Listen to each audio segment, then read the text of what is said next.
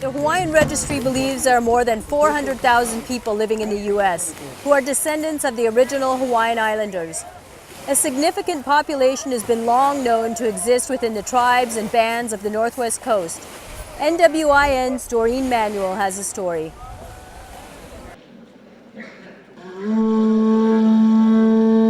Historical records show that as many as 1,000 Hawaiians, mostly men, traveled to southwestern Canada and the northwestern United States during the early 1800s seeking work. And the stamp, it's from the Hudson's Bay Company in Winnipeg, Manitoba, and it is showing that worked as a laborer. The post was Fort Vancouver, settled on Salt Spring Island from San Juan Islands.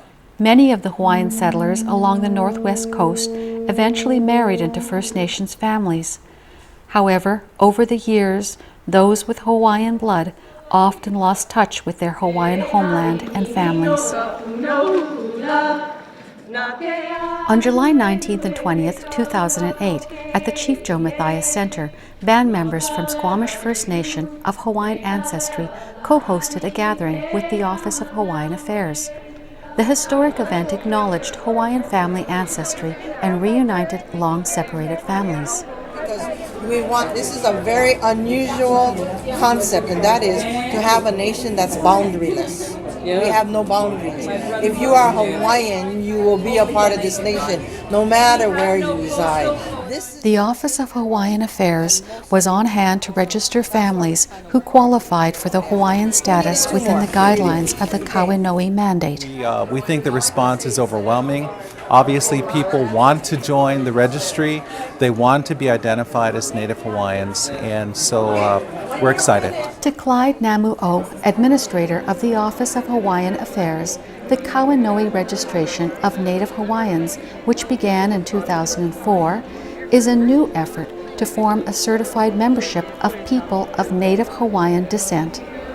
Eventually, this membership may well serve as the basis of a nation-building effort and governing body for Hawaiian people worldwide. There are two things that are going on here. We have the Hawaiian Registry, which is a registration program, and there is an identification card that's issued to folks. That's not for the purpose of forming the governing entity.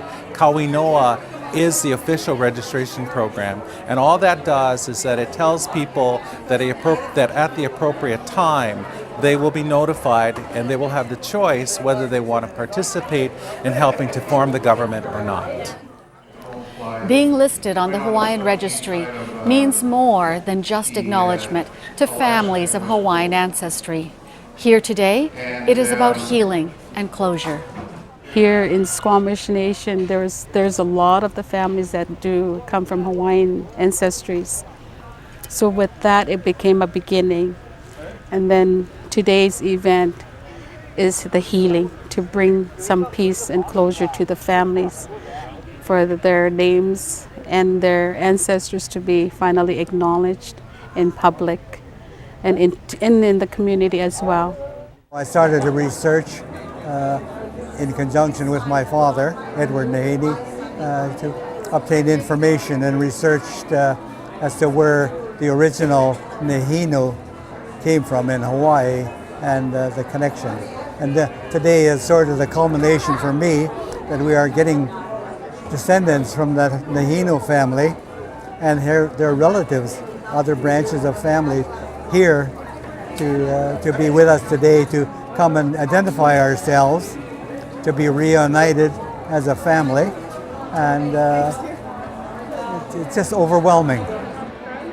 To Native Hawaiians, the Kauino'i represents unity, pride, self-determination, and the return of their relatives.